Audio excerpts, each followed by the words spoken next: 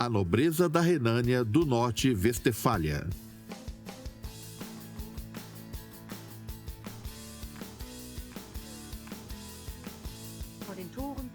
Ao norte das colinas de Eiffel, próximo à cidade de Colônia, existe um lugar com uma beleza exuberante. A pequena vila de Saint-Vey, onde fica um dos castelos mais belos da Renânia. Os condes de Beisel von Gimnich.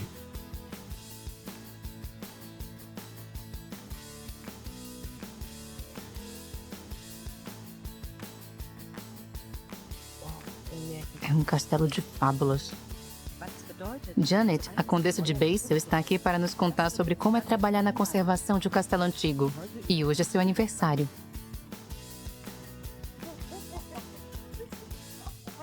Feliz aniversário! Eu não acredito! Tentamos replicar o castelo. Isso é uma piscina? É o lago. Eu sei, ficou ótimo.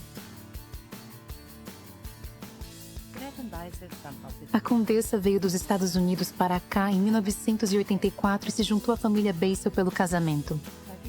Desde então, ela tem sido a chefe deste castelo com orgulho e tem cuidado da propriedade da família com muito zelo.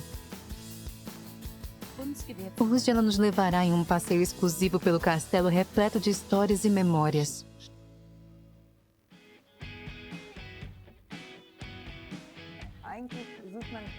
Ao passarmos pela entrada, podemos ver uma abóbada. Ela data de 1890, tendo sido reconstruída pelo bisavô do meu marido, pois a anterior não era imponente o bastante para uma figura como ele.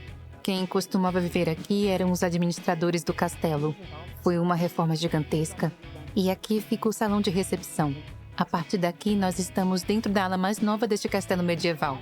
É possível ver retratações da Idade Média em itens como esta pintura. Este quadro foi pintado em 1920. Ele foi pintado por um homem cujo nome eu não consigo me lembrar. Acho que o nome dele é Wagenstedt.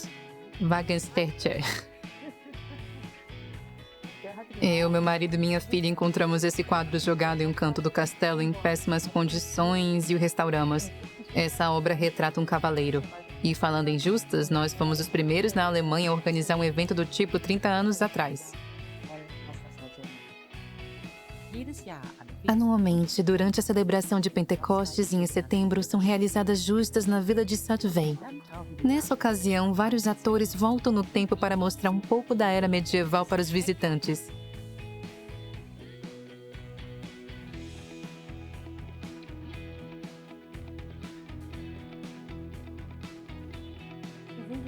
Como foi que vocês tiveram essa ideia? Foi ideia do meu marido. A partir disso, a feira medieval foi crescendo aos poucos. Há quanto tempo ela existe?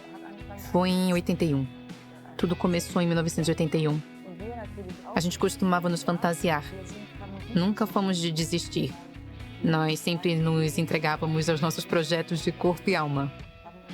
A gente se vestia com roupas medievais e frequentava várias feiras. Eu também vi uma outra foto de vocês dois. Vocês se casaram com roupas medievais. Sim. Na nossa festa de quebra de porcelana, nós usamos trajes medievais. Os convidados odiaram, pois precisaram se fantasiar também. Foi uma festa enorme com malabaristas, carne assada, cervejas e músicos. Foi muito divertido. Agora vamos para a sala de jantar. Como você conheceu seu marido? Eu o conheci em Kitzbühel, onde eu morava com meus pais. O lugar está bagunçado. Se tiver algum problema, nós podemos organizá-lo juntas. Isso está me incomodando. Quer uma ajuda? Sim. Como devo colocá-los? A moda inglesa. A meio palmo de distância. Isso, ótimo. Eu o conheci quando ele foi esquiar em Kitzbühel. Alguns amigos em comum nos apresentaram. Eu conheci meu marido na rua ao lado de um semáforo. Qual foi sua primeira impressão do castelo? Ele era mágico. E as feiras renascentistas? Era uma loucura. Eu havia entrado em um mundo completamente diferente. Essa visão de deslumbramento ainda corresponde à realidade hoje? Na verdade, não. A realidade é dura. Aqui faz frio, tem goteiras e o sistema de aquecimento é defeituoso. Todos sabem como a limpeza é algo importante.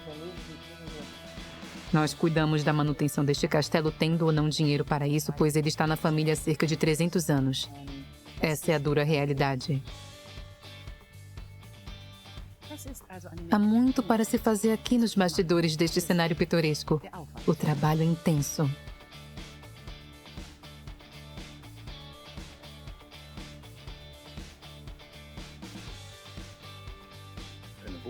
Um castelo consome muito dinheiro e sempre tem sido assim. Se o proprietário quiser administrar as coisas da moda antiga, ele pode acabar contraindo muitas dívidas. E a moda antiga significa viver como a nobreza viva. A nobreza conseguia viver confortavelmente vendendo suas posses, terras, florestas e propriedades. Entretanto, esses recursos são finitos. Hoje é necessário pensar em uma alternativa para isso. Os castelos estão ficando muito velhos e dispendiosos. Já não é possível manter o padrão de vida de um aristocrata, por isso exige muito os empregados. A propriedade de Satsvey também é pequena, com apenas 300 hectares de terras. Por isso, ela não é capaz de custear muitos funcionários, ainda mais levando em conta que propriedades como essa têm um custo de manutenção no mínimo 150 mil euros por ano. Se estivermos falando de propriedades grandes, como os palácios de Gimlet e Friends, esse custo pode atingir valores estratosféricos. A administração do castelo precisa realizar eventos como os torneios de justo de Satsvey para sobreviver. Porém, a vida neste ambiente possui algumas vantagens, como a sua incrível gastronomia.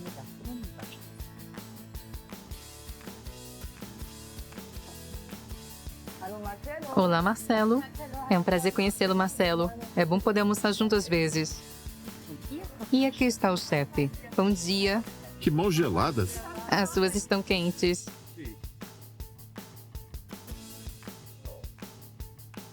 Esse mesmo. E aí está o nosso brasão, a cruz dentada de Gimes. Vocês têm sua própria safra? Sim. E aqui está quem supervisiona o chefe. Me permita te apresentar. Chica.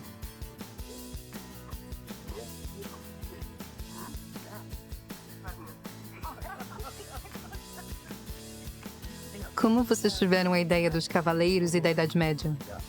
Certo dia eu estava no meu escritório esperando por clientes. O castelo inteiro costumava ser uma loja de antiguidades. E foi então que eu vi um sujeito estranho parado na porta. Um típico morador da Renânia. Era um homem esquisito. Ele estava usando sandálias e meias listradas. Ele também usava calças curtas e uma camisa listrada. Tinha as pernas peludas, um cabelo de tigela e, para completar, um nariz enorme e vermelho no meio do rosto. Ele, então, entrou no salão, olhou para um retrato que estava no andar de cima e disse: "Eu conheço ele." Eu pensei, ele é louco. Mas eu disse: "De onde você o conhece?"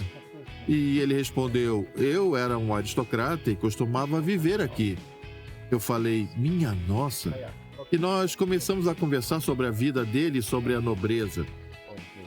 Eu perguntei qual era o trabalho dele e ele disse que era um cavaleiro. Eu quis colocá-lo para fora dali, mas eu perguntei: "De onde você tira o seu sustento?" E ele falou: "Eu sou engenheiro de Jangenberg." Graças a Deus ele não era biruta.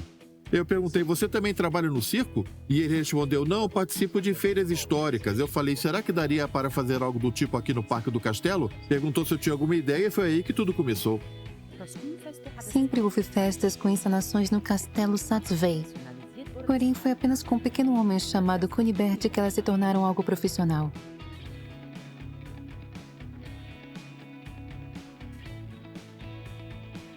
Esse sujeito ainda está vivo? Infelizmente ele morreu. Ele tem um memorial no parque?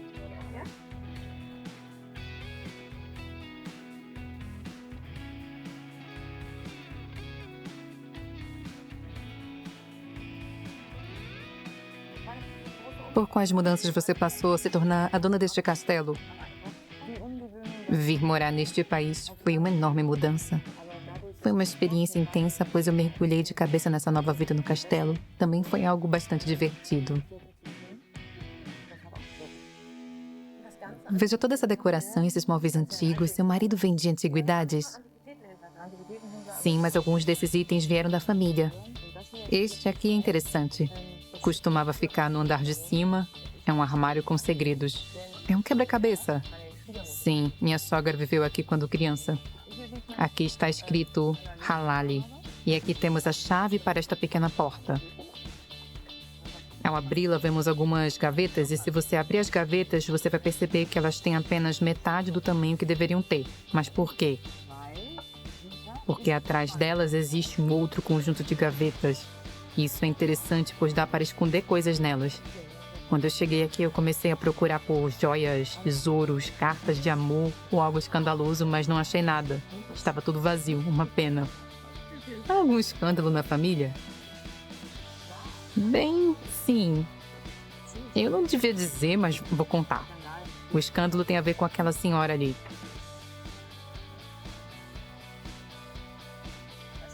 Essa é a bisavó do meu marido, a baronesa von Schrader. O marido dela, o barão von Schrader, fazia parte da corte de Wilhelm II em Potsdam. Ele era caçador e valete, para ser mais específica. Isso era o equivalente a seu ministro na época. Após passearem de trenó no castelo de Grunenberg, os nobres que viviam ali organizaram uma orgia com um total de 15 pessoas.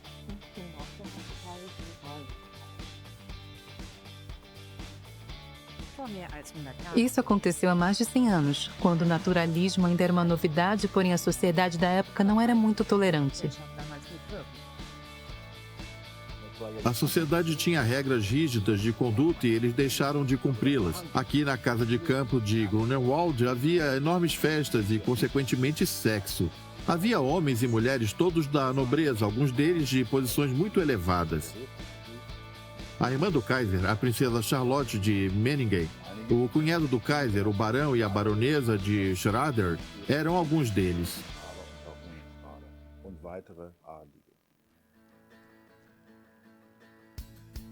Nesse lugar, as mulheres podiam escolher seus parceiros e os homens podiam escolher outros homens. O tabu das mulheres terem a iniciativa do ato não existia ali, bem como o da prática de relações homossexuais. Tudo isso veio a público.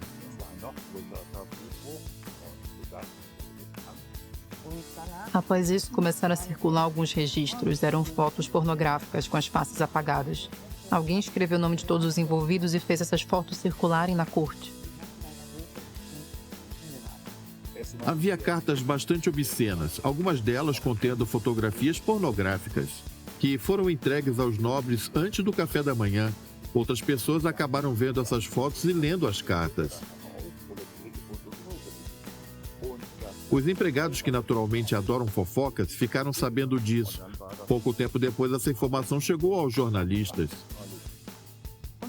Foi então que surgiu o escândalo. Ele ficou conhecido como caso von Kotze.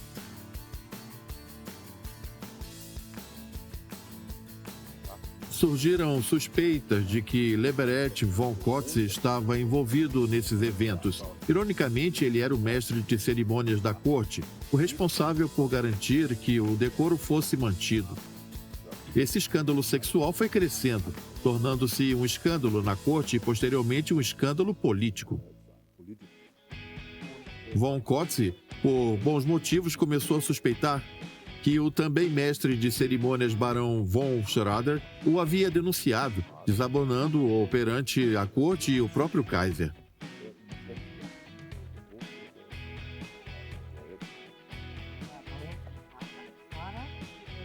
Após isso, o barão von Schrader o desafiou para um duelo para preservar a honra de todos os nobres envolvidos. Isso aconteceu em 1895. Foi um dos últimos duelos realizados na Alemanha.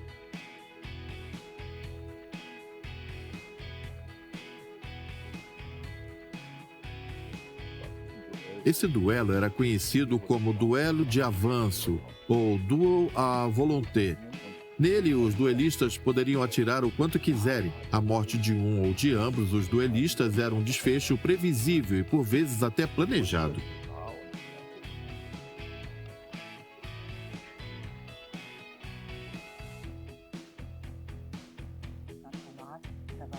O barão von Schrader foi atingido e morreu.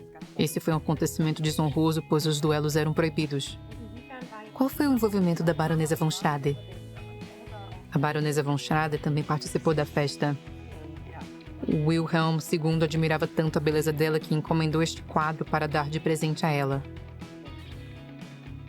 E ela é a a bisavó do meu marido. Ela é a avó da minha sogra.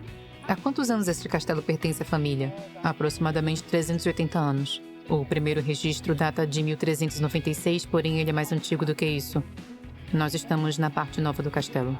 Onde fica a parte antiga? Nós vamos para lá agora. Tem cheiro de coisa antiga.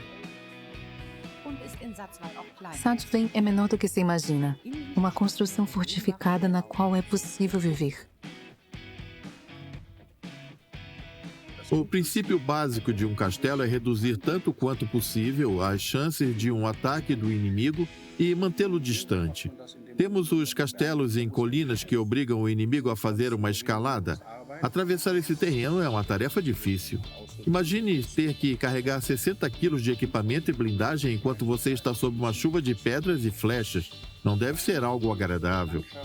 Já em uma planície, é preciso pensar em uma outra forma de parar os inimigos. Aqui nós temos as trincheiras. Você tem que cavar uma trincheira de 3 metros de profundidade e 30 metros de comprimento. A infantaria leva mais tempo para atravessar esse espaço e assim você pode combatê-los mais facilmente do interior do castelo. A parte antiga parece não ser muito espaçosa. Exatamente. No lugar deste escritório havia uma pequena cozinha e abaixo dela havia um porão. Sua sogra era parte da família Wolf Metternich e meu sogro era um Beisel von Gminick. Foi difícil para você, como plebeia, se unir a duas antigas famílias nobres? As gerações mais antigas, pelo menos naqueles tempos, tinham dificuldade de aceitar uma norte-americana do Novo Mundo como nora da mesma forma que aceitariam uma outra pretendente. O problema não estava em mim, mas sim nos mais velhos. Eu senti essa tensão algumas vezes. Com que frequência eles faziam você se sentir assim? Acredito que os meus sogros não imaginavam que eu conseguiria me adaptar à cultura europeia com tanta facilidade, incluindo a etiqueta em jantares e como me portar em eventos oficiais. Eles desconfiavam de você por ser estadunidense. Não sei ao certo, não quero atribuir isso a eles, porém para eles a escolha do meu marido de se casar com uma americana foi estranha. Eles não imaginaram que seria assim. Adeline, a condessa de Wolf Metternich zu Gracht, casou-se com Franz Joseph, o conde de Beisel von Gminick, durante a Segunda Guerra Mundial em 1944.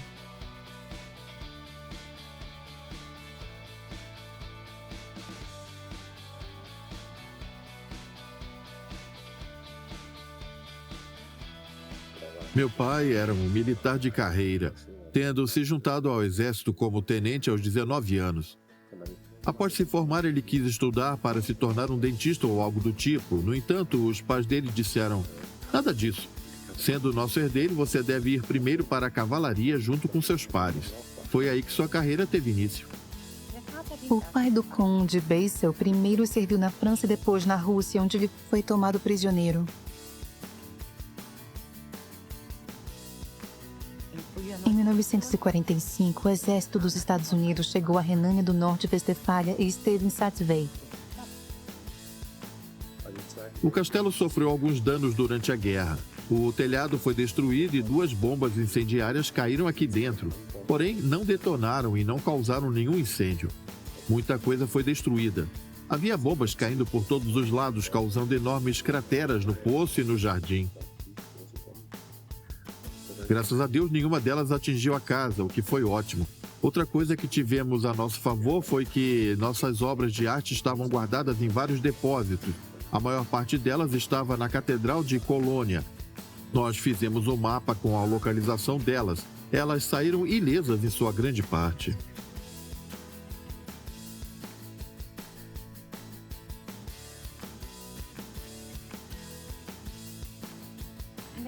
Após a guerra, a família passou a viver da lavoura. Pouco tempo depois, seu pai foi libertado. Nós tivemos uma infância feliz aqui.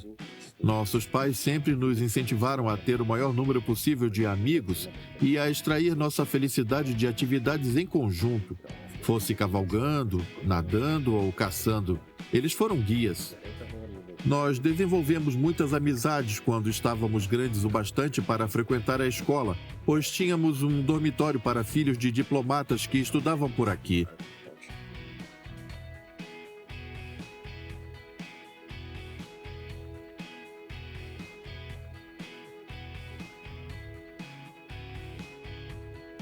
Meu pai tomou conta dos negócios por um tempo. Havia várias pessoas morando aqui de aluguel e trabalhando por conta própria na floresta. Era uma vida tranquila, não tínhamos disputas como temos nos dias de hoje.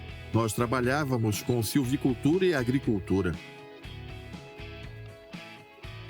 Hoje em dia já não conseguimos nos sustentar apenas com essas atividades.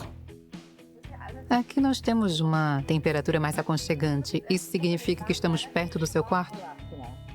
Sim, nossos quartos ficam aqui. É aqui onde ficamos quando estamos trabalhando ou quando não temos nada planejado. Na verdade, nós passamos pouco tempo aqui. Nós costumamos ficar aqui durante o Natal ou quando algum amigo vem nos visitar. E aqui temos fotos da família. Correto. Qual a idade deles? A Patrícia tem 26 e o Max tem 23. Existe alguma história por trás desses nomes? Eu estava certo de que teria um menino e não quis saber o sexo com antecedência. Eu passei por uma cesariana quando ela nasceu e por isso estava sob efeito de remédios. Meu marido surgiu como se fosse um católico irlandês falando São Patrício é o santo patrono da Irlanda e a chamou de Patrícia. Em homenagem aos padrinhos, o nome dela ficou como Patrícia Caroline Anita e o dele Max Dominique Auguste Pierre. Pierre? Pierre. O tio e o padrinho dele se chama Pierre Brice. Foi uma homenagem. Como foi que Pierre Brice virou padrinho dele? Minha sogra esteve presente no nascimento da esposa do Pierre. É por isso que ela o conhecia.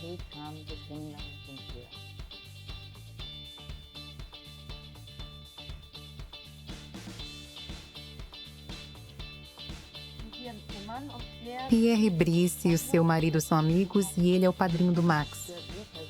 Correto. O nome verdadeiro do Pierre é Pierre Conde du Brie e veio de uma antiga família nobre. Ele criou seu nome artístico quando esteve aqui. Ele é um ótimo padrinho para o Max e ele fez um presente curioso para ele. Eu vou te mostrar. Ele deu isso para Max no batizado. Aqui está a data de nascimento do Max.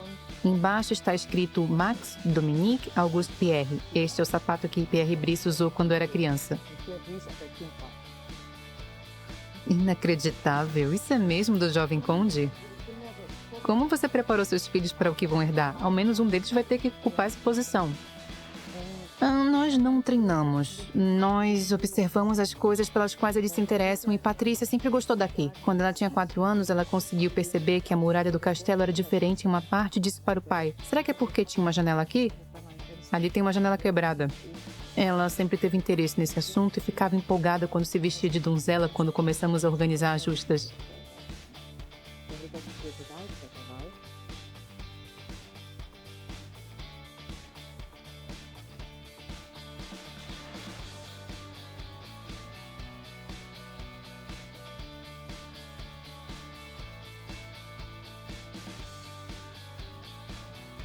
Todos aqui sabem de quem você é filha?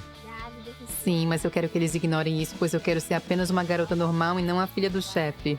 Agora precisamos tomar cuidado, não fale essas coisas enquanto a filha está por perto. Eu sou uma garota completamente normal. Eu digo garota porque não quero ser colocada em um pedestal. E isso acontece? Ah, sim. Eu digo isso pois quando alguém fala, olha ali, a pequena condessa, eu respondo, eu sou apenas uma garota normal, não quero ser chamada de condessa, é melhor se for assim. Patrícia é quem faz a coreografia das justas. Além de fazer suas próprias performances montada a cavalo de maneira bastante profissional.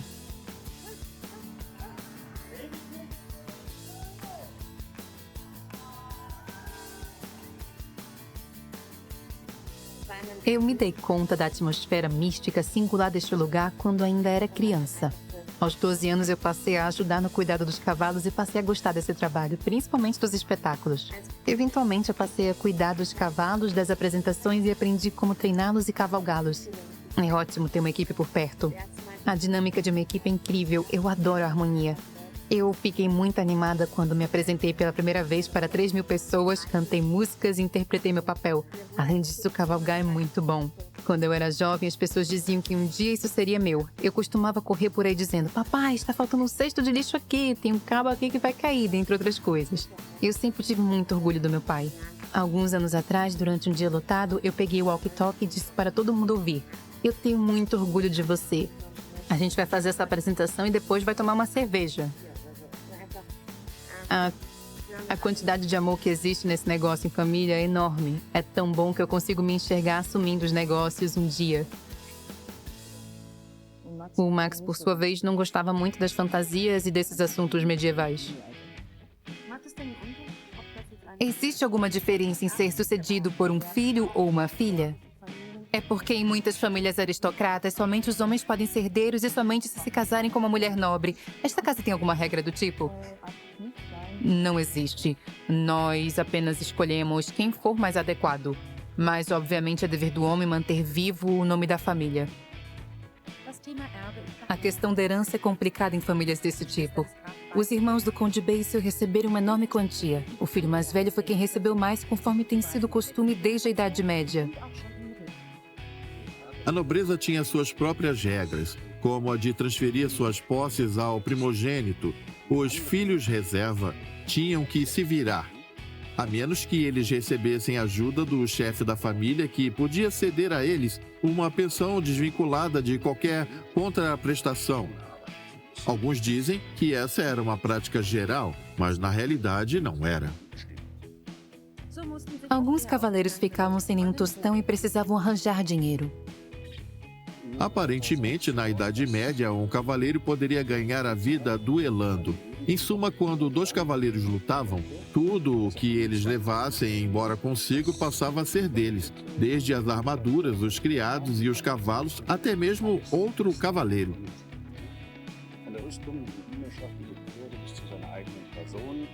Nessas lutas, os cavaleiros tentavam tanto quanto possível não retalhar o oponente. Dessa forma, ele sairia vivo e seria mais fácil de ser transportado. Além de que era possível pedir um resgate à família dele se eles o quisessem de volta ou quisessem recuperar seus gestos mortais. Os que conseguiam algum dinheiro queriam investi-lo, mas nem sempre de maneira legalizada. Os cavaleiros podiam usar seu dinheiro para construir castelos, o que não era permitido, pois apenas o rei tinha esse direito. Se o rei ou os governantes locais não tivessem cuidado, eles acabariam encontrando suas terras repletas de castelos que não eram seus, como ocorreu no fim do século XIV. Porém, isso era difícil de ser combatido, pois para isso eles precisariam lutar contra as pessoas que construíram esses castelos, que no caso era a nobreza. Estes nobres passaram esta propriedade de geração em geração. O custo de manutenção, no entanto, foi crescendo com o passar dos séculos. Você está muito atenta quanto ao aquecimento. Quanto isso custa por ano? Eu preciso falar com meu marido sobre isso. O custo é de 28 mil libras por ano. Por ano. Sim, esse é o custo da calefação. Sem contar a eletricidade. Correto. E quais são as maiores despesas do castelo? Acredito que seja o telhado. São 2,1 hectares de telhado e os reparos podem ser feitos somente em segmentos. Nós tivemos problemas de infiltração não nesta sala, mas na sala de jantar e também no quarto do Max. Todos os donos de castelo enfrentam esses pesadelos. Os nossos são o telhado, as janelas, o aquecimento e às vezes o encanamento. Prevejo que algum cano está prestes a estourar. Aqui temos algo horroroso. O que é isso? Há mariposas aqui na casa. Estamos tentando resolver isso. Mariposas. Elas comem os casacos, agasalhos, entre outras coisas. É possível eliminar as mariposas de um lugar como esse? Não, nós precisamos tolerá-las. Existe algum outro convidado indesejado aqui? Às vezes eu ouço ruídos nas paredes, o que pode indicar ratos. Também temos 3 bufos reais enormes. O ronco deles parece com o de um homem velho.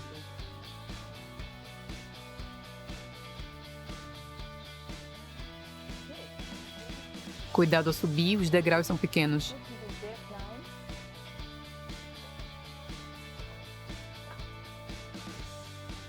Fezes de rato. De ratos e de morcegos. Se eu olhar para cima, vou encontrar dúzias de morcegos pendurados no teto? Não. Veja, o que é aquilo ali? Por que eu fui falar? Veja como eles são pequenos. Aqui temos algumas malas de viagem dos avós do meu marido. Esse aqui é de H. Metternich. Essa é da Helena, a avó dele.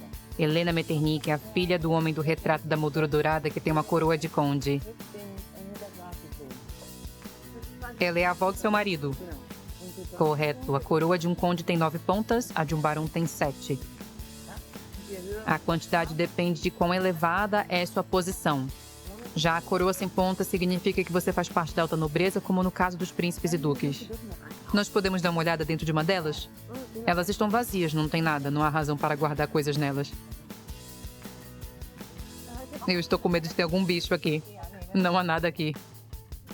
E quanto a aranhas? São enormes. Tenho pavor delas. É porque você veio da cidade. Eu não grito quando vejo uma, mas fico desconfortável. Aquelas aranhas peludas são horrendas. Estou sentindo uma. Não é nada. Tenho que pisar aqui para descer? Sim.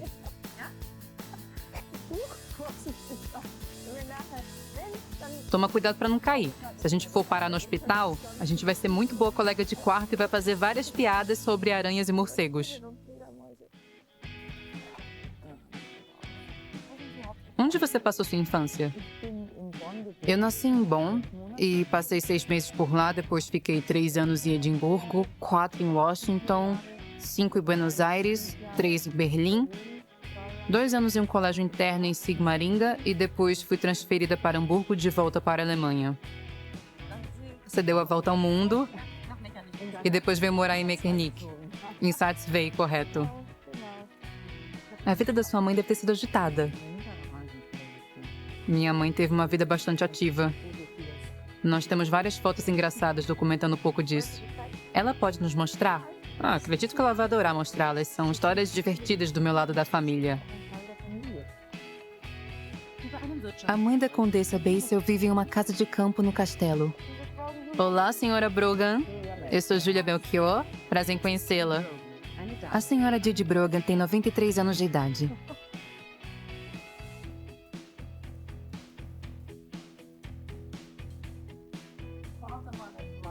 O pai do meu marido era o vice-presidente do maior jornal do mundo de sua época. Ele viajou ao redor do mundo 20 vezes e fazia negócios com todos os países, menos com a Rússia, China e com a Alemanha após os nazistas assumirem o poder. Seus sogros eram estadunidenses e você é austríaca? Não mais. Eu sou norte-americana já há 57 anos. Aqui está o velho Brogan com o presidente Kennedy. Foi um dia antes de sua morte. Eles estavam em Dallas? Sim. Aquele está ao lado do presidente Eisenhower e esse é o presidente da Argentina. Ele adorava meu marido. Como foi sua vida na Argentina? Foram 5 anos maravilhosos. A cidade era muito elegante naquela época, bem mais do que Paris. As mulheres da alta classe viajavam a Paris 2 vezes por ano para comprar roupas para a próxima estação. As casas eram fantásticas e era fácil de se encontrar empregados, algo que não ocorre hoje em dia.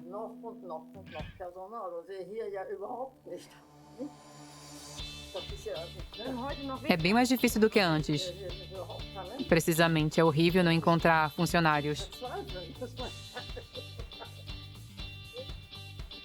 O pai da condessa, o Sr. Brogan, foi um diplomata que morreu alguns anos atrás. Eles foram morar com sua filha em Satzwey durante a velhice.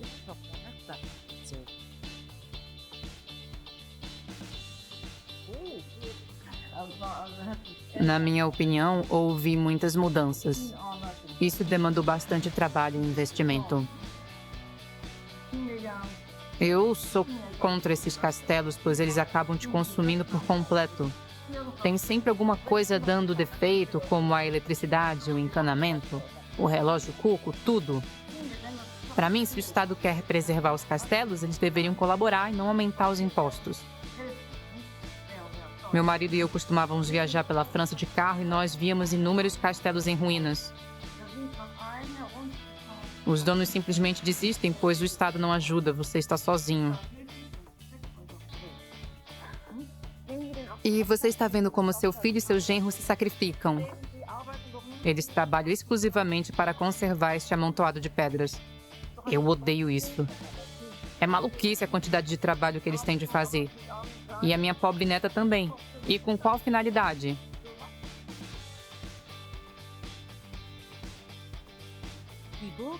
Ao mesmo tempo que o castelo é um monumento belo, ele também é um fardo.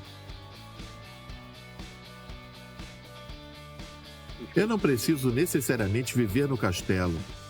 Meu sonho é me mudar para uma casa moderna, porém eu acredito ser importante para a família ter um refúgio para o qual possamos voltar a qualquer momento.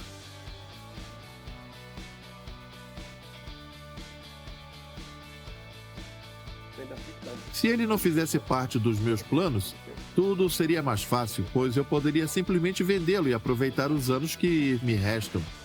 No entanto, isso iria contra o legado dos meus pais, avós e dos meus irmãos, que também herdaram esse castelo.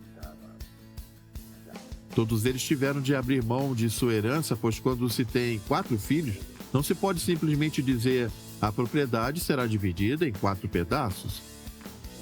Meus irmãos receberam a fração deles em dinheiro, porém eu fiquei com a fatia maior por conta dos custos de manutenção e preservação deste bem em nome deles e das próximas gerações. É preciso ser muito corajoso e criativo. Sua filha e seu genro tiveram muitas ideias. Eles organizam as justas todos os anos e ainda temos o Halloween chegando. As justas são atividades muito extenuantes e dependem do bom tempo. Você investe um enorme esforço para organizá-las e no fim ninguém aparece se o tempo não estiver bom. O número de pessoas é bastante para compensar o esforço, mas se o tempo não estiver bom, esse número diminui. Essa é a vida que você desejava para sua filha? Nós somos boas amigas. O que importa é que ela esteja feliz. E eu também tenho o genro dos sonhos.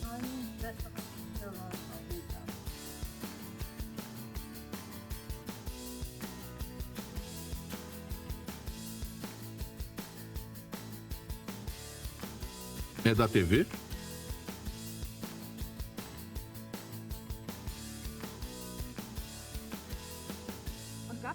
Aqui também há muitos peixes. Há vários. Temos trutas, carpas e até lúcios. As trutas amam água límpida, porém esta aqui está um pouco turva, o que acaba alterando o sabor da carne delas em comparação àquelas que compramos na feira. Elas ficam com aroma de lama.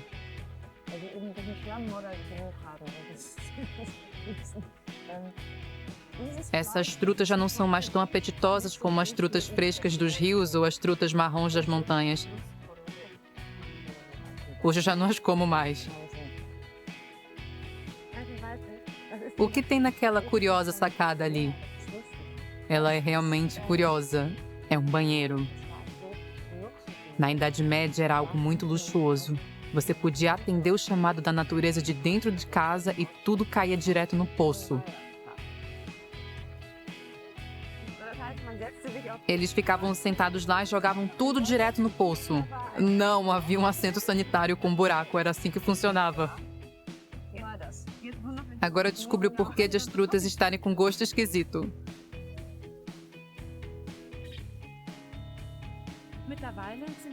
As encenações medievais no Castelo de Stavey hoje são um evento famoso. Mais de 100.000 visitantes assistem ao festival por ano. Esse espetáculo promete muita festa e diversão e conta com a participação de 1.000 artistas que ficam aqui durante uma semana. Na Idade Média, os cavaleiros costumavam se apaixonar pela donzela da barraca ao lado. Alguns casais formados aqui já tiveram filhos. É verdade? Sim. E essas pessoas ainda voltam para cá todos os anos? Não, nós sempre chamamos pessoas novas. Nós trabalhamos com um grupo que indica artistas para nós. A gente então avalia os interessados e conversamos com eles, se for alguém que ainda não conhecemos, para saber se eles vão se adaptar. A gente vai dar uma olhada nas fantasias deles. Se elas foram feitas de materiais como nylon, elas não servirão. No entanto, nem todos se divertem. Alguns moradores de Stavey não gostam desse festival. Esse é um problema que está relacionado às pessoas. Os turistas focam sua atenção no castelo, não na cidade. E isso atrai uma certa desconfiança, pois apenas uma pequena parte do dinheiro vai para a cidade de Satsei. A maior parte fica com o castelo. Se a cidade fosse mais beneficiada no quesito econômico, ela não teria essa mesma reprovação.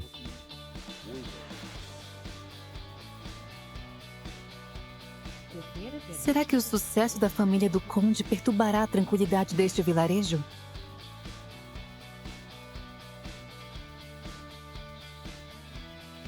São sempre as mesmas 2 ou 3 pessoas. Nós temos o apoio da grande maioria. Eu sempre busquei a participação de todos, porém alguns não têm interesse. Nós já tivemos de chamar a brigada de incêndio da cidade vizinha quando os bombeiros daqui não puderam ou não quiseram vir. Não tem sido fácil encontrar um equilíbrio. A oposição vem até mesmo de sua própria classe. É dito que muitos nobres desdenham deste evento. Eles são muito relutantes. A alta nobreza da Renânia sempre teve a aversão ao público. Esse evento está longe de ser um dos elementos que originalmente compunham a base econômica que manteve o castelo de pé durante os séculos. Mas, para nossa surpresa, é algo que tem funcionado. Após 30 anos, o castelo ainda pertence à família que vive nele e realiza manutenções que o mantêm em boas condições. Obviamente, ele já não é mais um lar de cavaleiros reclusos ou uma fortaleza como foi no passado. Isso se tornou um local cheio de vida e com inúmeros visitantes.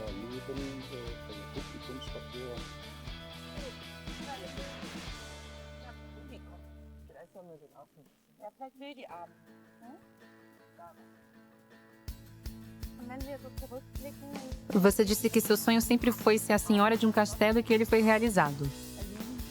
Olhando para o passado, você está feliz pela forma como as coisas são hoje?